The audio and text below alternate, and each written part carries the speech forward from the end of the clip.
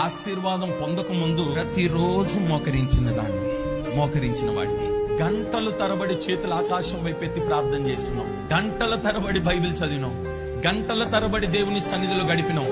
ఒక్కసారి దేవుని ఆశీర్వదించి గొప్ప చేసి గణపరిచి ఉన్నతమైన స్థానాన్ని తీసుకుని వెళ్తే దేవునికి ఎంత సమయాన్ని కేటాయిస్తున్నావు? ప్రార్థనలో ఎంతసేపు ఉంటున్నావు? వాక్యం ఎంతసేపు చదువుతున్నావు? మోకాల మీద ఎంతసేపు ఉంటున్నావు? ఆయన సన్నిధిలో ఎంతసేపు ఉంటున్నావు? ఇది లేదు అని గమనించి ఇప్పుడు ఆయన ఏం చేస్తున్నాడో తెలుసా? నీకు శ్రమ కలుగ చేస్తున్నాడు. ఎందుకు శ్రమ కలుగ చేస్తున్నాడు అంటే నువ్వు పారిపోవాలని కాదు. నీకు శ్రమ కలుగ చేసింది నీ ఇంటిని, నీ కుటుంబాన్ని విడిచిపెట్టి పోవాలని కాదు. ఎందుకో తెలుసా?